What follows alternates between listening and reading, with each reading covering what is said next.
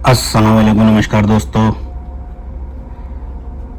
आप देख रहे हो आपका अपना चैनल हॉरर का नशा, जहां आपको सच्ची और डरावनी कहानियां सुनने को मिलती हैं। अगर आपको ऐसी कहानियां अच्छी लगती हैं तो चैनल को सब्सक्राइब करें, वीडियो को लाइक करें और शेयर करें। दोस्तों, जब भी भारत में किसी भूतिया जगह की बात होती है या हॉन्टेड प्लेस की बात होती है तो राजस्थान के भानगढ़ किले का नाम सबसे ऊपर आता है। राजस्थान में मौजूद इस 500 साल पुराने किले का लोगों में इतना डर है कि यहाँ पर लोग दिन में भी जाने से डरते हैं और कहा जाता है कि रात के वक्त इस किले में जो कोई भी जाता है वो कभी भी वापस लौटकर नहीं आता है। इसलिए सरकार ने भी यहाँ बोर्ड लगाकर रात के समय में इस किले में जाने पर प्रतिबंध लगा रखा है। दोस्तों, इस किले में जाने से लोग क्यों डरते हैं?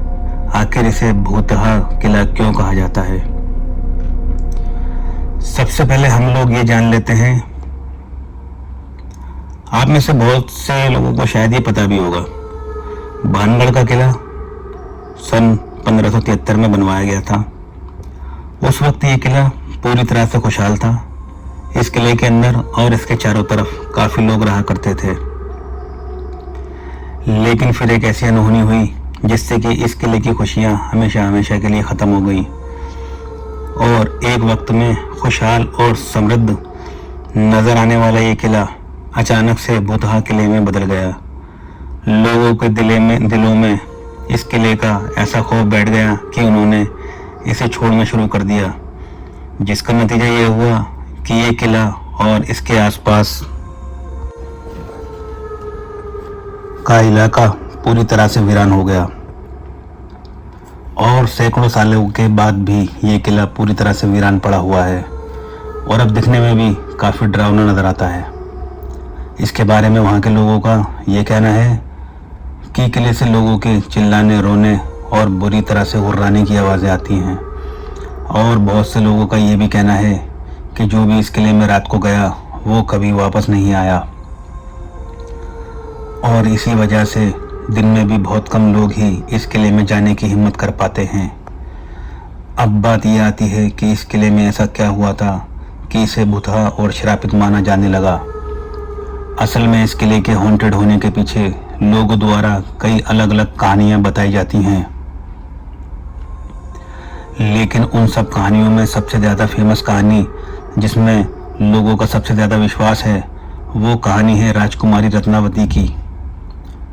कहते हैं कि जब इस किले का निर्माण कराया गया था तब इस किले में बेहद खूबसूरत राजकुमारी रहा करती थी जिसका नाम रत्नावती था। जिस वक्त उनकी उम्र 18 साल की थी, उनकी खूबसूरती की चर्चाएं काफ़ी हुआ करती थी और इसी वजह से कई अलग अलग रियासतों के राजकुमार उनसे शादी करने की इच्छा जताते रहते थे, जिसके चलते अक्सर राजकुमारी रत्नावती के लिए शादी के प्रस्ताव आते रहते थे। लेकिन अभी तक राजकुमारी ने किसी के भी प्रस्ताव को स्वीकार नहीं किया था।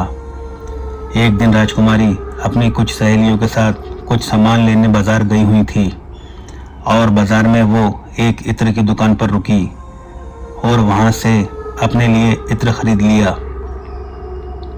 इतने में एक व्यक्ति जिसका नाम सिंधिया सेवड़ा था, जो इस इत्र की दुकान से कुछ ही दूरी पर खड़ा हुआ था, उसकी नज़र राजकुमारी पर पड़ी।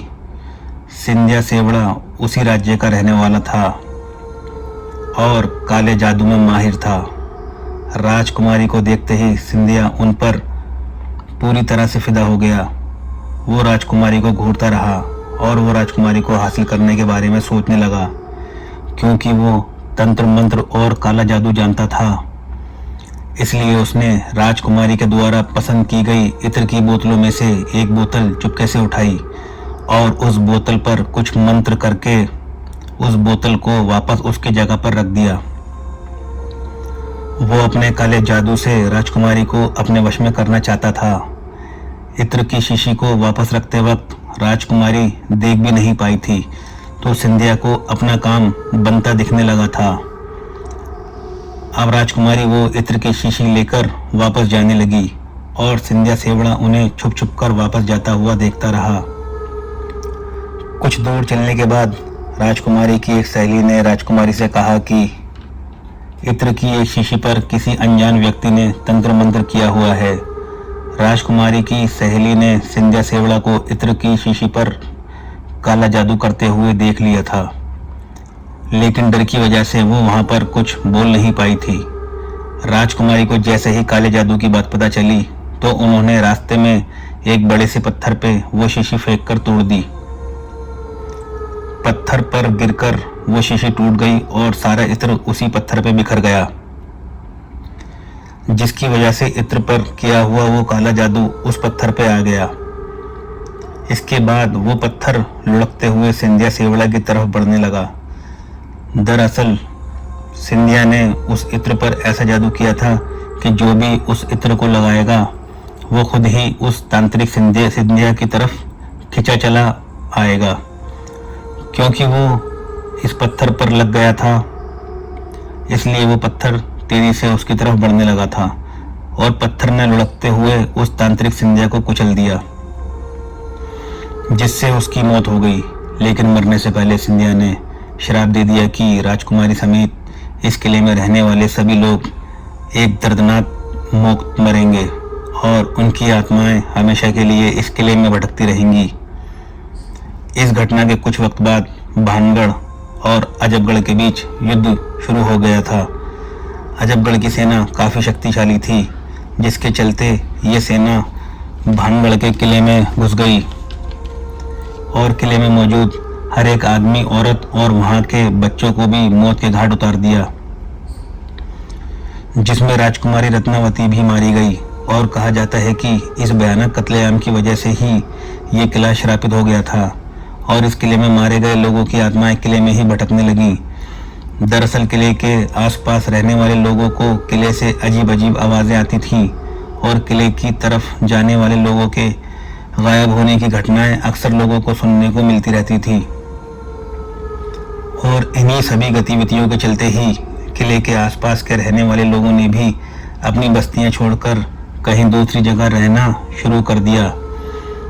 इसी वजह से ये किला और इसके आसपास का इलाका पूरी तरह से वीरान हो गया।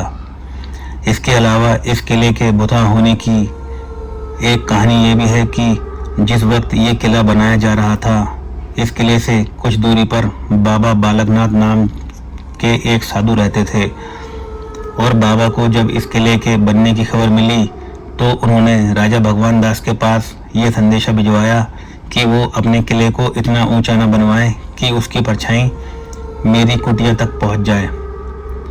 पर राजा भगवान दास ने उस बाबा की बात को ज़्यादा गंभीरता से नहीं लिया और जब ये किला बनकर तैयार हुआ तो इसकी परछाई बाबा बालकनाथ की कुटिया तक पहुंच गई और उस परछाई को देखकर बाबा क्रोधित हो गए और गुस्से में उन्होंने श्राप दिया कि भानगढ़ पूरी तरह से तबाह हो जाए। और दोस्तों, बहुत से लोगों का यही मानना है कि भानगढ़ की यह हालत बाबा बालकनाथ के श्राप की वजह से ही हुई है। इसके अलावा एक कहानी ये भी है कि भानगढ़ में एक युद्ध हुआ था जिसमें भानगढ़ के सिपाही बुरी तरह से हार गए थे, लेकिन भानगढ़ के राजा और उनके परिवार के दूसरे लोग अपनी जान बचाकर भाग गए थे, क्योंकि उन लोगों ने किले में अपना काफ़ी सारा खजाना छुपाया हुआ था। इसलिए दुश्मनों से उस खजाने को बचाने के लिए ये झूठ फैलाया गया कि ये किला पूरी तरह से श्रापित है और अगर कोई व्यक्ति इस किले में जाएगा तो उसकी तुरंत ही मौत हो जाएगी। और इस तरह से खजाने को बचाने के लिए फैलाई गई ये अफवाह लोगों में एक डर बनकर रह गई और भानगढ़ का ये किला हमेशा के लिए भूतहा समझा जाने लगा।